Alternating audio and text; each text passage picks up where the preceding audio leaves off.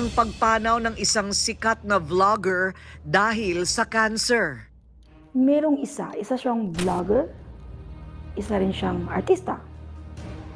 Maganda, sexy, dalawa lang silang magkapatid na babae at isang lalaki. Ibang lahi yung papa niya.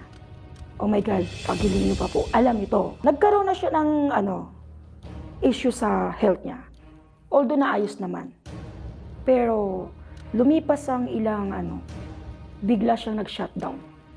So nagkaroon ng cancer yung loob ng katawan na pero hindi po siya nagamot. Talagang kahit gaano pa ang dami ng pera niya, hanggang doon lang talaga siya. Wala akong makitang may kadugtong.